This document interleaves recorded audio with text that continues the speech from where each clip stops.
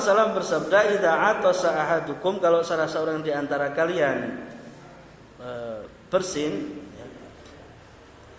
Oh bukan, ini hadis ya. Karena Rasulullah SAW, ada Rasulullah SAW ketika beliau bersin, khafadha au ghadda sautahu, maka beliau menurunkan atau menahan suaranya. Ini yang Rasulullah sallallahu alaihi wasallam ajarkan. Ya, jadi sebisa mungkin ketika bersin dipelankan suaranya, tidak dikeraskan. Ini tidak sesuai dengan apa yang Rasulullah SAW ajarkan kepada kita.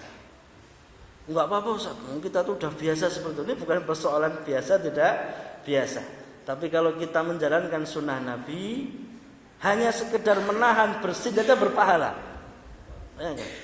Kita menahan bersin karena mengikuti sunnah Nabi berpahala. Nanti di buku catatan di akhirat nahan bersin, tanda-tanda pahala karena menahan suara ketika bersin, ada catatannya. Ya. Kemudian apa hikmahnya kira-kira? Hikmahnya tentu adalah tidak bikin kaget. Tidak bikin kaget. Oleh kalau suami istri, suaminya lagi capek-capek tidur, terus turune angel gitu. Angles-angles. Baru angles sebentar istrinya wahing keras, wajib bangun lagi. Ya, mengagetkan. Ini tidak baik. Kita tidak diperbolehkan. La dharara wala dhirara. Jangan membuat bahaya untuk diri sendiri, juga untuk orang lain. Bahkan Imam Qatadah beliau menyebutkan bahwa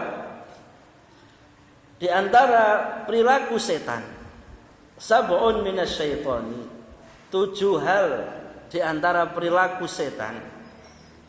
Wa dzakara minha, beliau menyebutkan salah satunya adalah syiddatul atasi, orang mengeraskan suara bersinnya. Ini dikatakan oleh Imam Qatadah sebagai perilaku setan.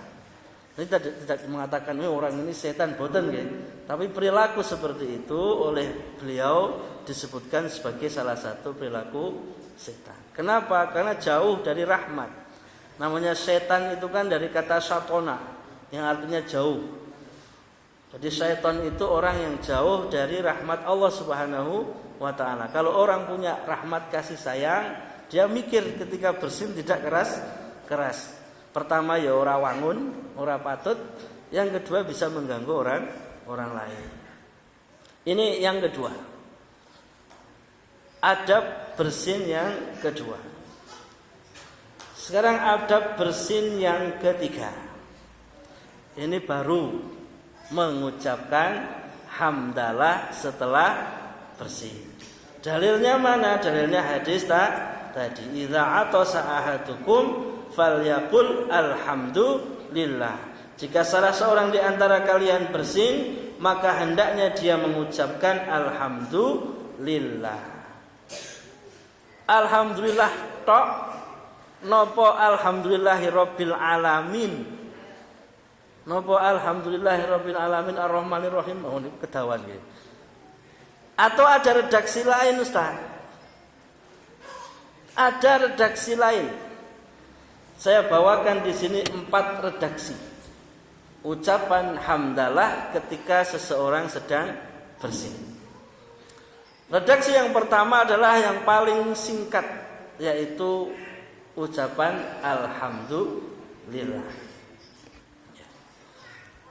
Disebutkan dalam sebuah hadis riwayat Imam Al-Bukhari, hadis sahih riwayat Imam Al-Bukhari, Rasulullah SAW bersabda, idza atasa ahadukum, jika salah seorang di antara kalian bersin, falyaqul, maka ucapkanlah alhamdulillah. Tadi hadis yang kita baca.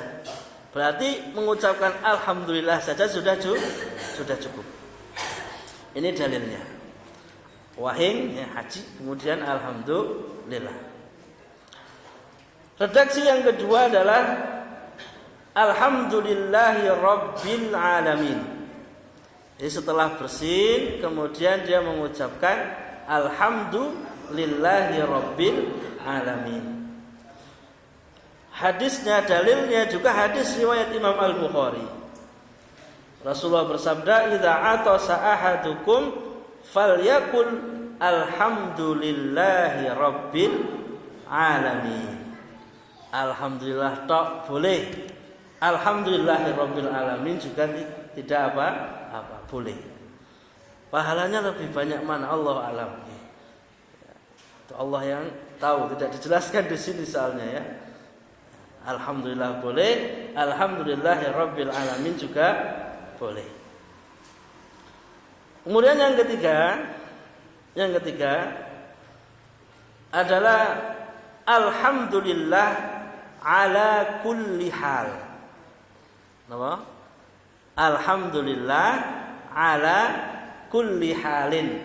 Artinya segala puji bagi Allah dalam semua keadaan.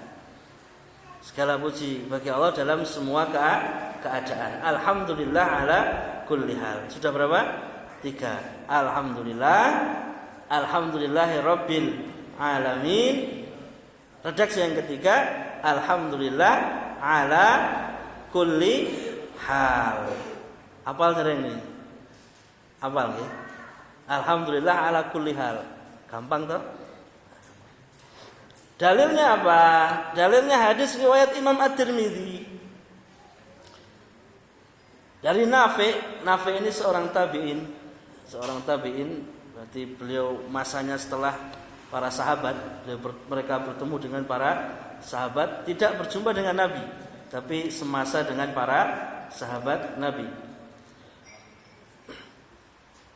Dari Nafi menceritakan atasa rajulun ila jambi ibni Umar. Ada seorang laki-laki yang bersin di sisinya Ibnu Umar, di samping Ibnu Umar. Ibnu Umar itu Abdullah bin Umar, putranya sahabat Umar bin Khattab. Dia seorang sahabat. Berarti ada seorang yang bersin di sampingnya Abdullah ibnu Umar. Faqala, lalu dia mengucapkan alhamdulillah wassalatu wassalamu ala rasulillah. Alhamdulillah dan salawat dan salam untuk Rasulullah. Jadi orang ini duduk di sampingnya Ibnu Umar, bersin, setelah bersin mengucapkan alhamdulillah wassalatu wassalamu ala rasulillah. Kemudian berkata Ibnu Umar, faqala, Ibnu Umar berkata, wa ana aqulu alhamdulillah wassalatu wassalamu ala rasulillah. Aku pun biasa mengucapkan alhamdulillah dan salawat dan salam kepada Rasulullah.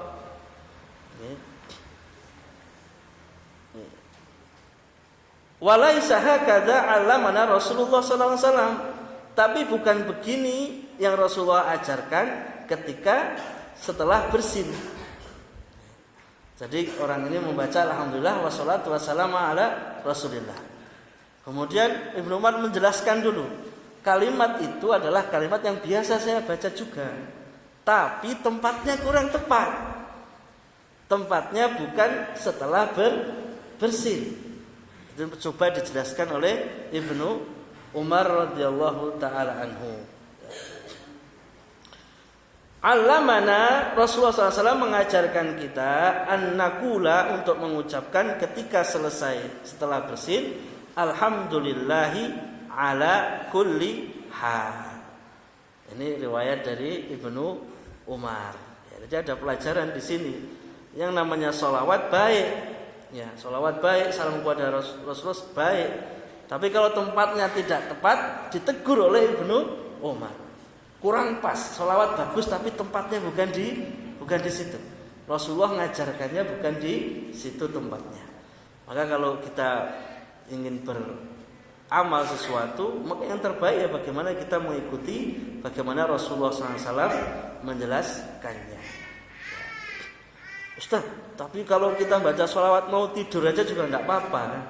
Mau tidur, kita lagi jalan-jalan, sedang di mobil baca sholawat juga enggak apa-apa. Kenapa setelah bersin kok dipermasalahkan kan gitu ya? Pertanyaannya kemudian, kenapa setelah bersin enggak boleh sholawat? Kan kita di mobil sambil nyupir sholawat juga baik. Habis sampai di rumah duduk-duduk sholawat juga baik. Kapan saja kita sholawat juga baik. Maka jawabannya adalah benar. Hanya kasusnya dalam hadis ini dia mengkhususkan waktu setelah bersin. Padahal Rasulullah sudah mengajarkan kalau setelah bersin ada doanya sendiri. Adapun kalau dalam keadaan umum kapan saja kita bersalawat juga baik. Kemudian diajarkan oleh siapa? Ibnu Umar kalimat tadi, redaksi yang ketiga. Alhamdulillahi ala kulli halin. Kemudian yang berikutnya, redaksi yang keempat, ini panjang. Redaksinya apa? Panjang. Alhamdulillahi hamdan katsiran thayyiban mubarakan fihi mubarakan alaihi kama yuhibbu rabbuna wa yardha. Apal dereng? Dereng. Diikuti monggo bareng-bareng. Alhamdulillahi hamdan katsiran thayyiban mubarakan fihi mubarakan alaihi kama yuhibbu rabbuna wa yardha. Ayo yang hafal siapa? Santri yang hafal langsung. Apip ngafal enggak Apip? Belum. Dihafalkan ya. Alhamdulillahi hamdan katsiran thayyiban mubarakan fihi mubarakan alaihi kama yuhibbu rabbuna wa yardha. Hadisnya, dalilnya adalah kisah tentang Rifa'ah, sahabat Nabi bernama Rifa'ah. Dia mengatakan, "Shallaitu khalfan Nabi sallallahu alaihi wasallam." Aku salat di belakang Nabi sallallahu alaihi wasallam, fa'atastu. Kemudian aku bersin.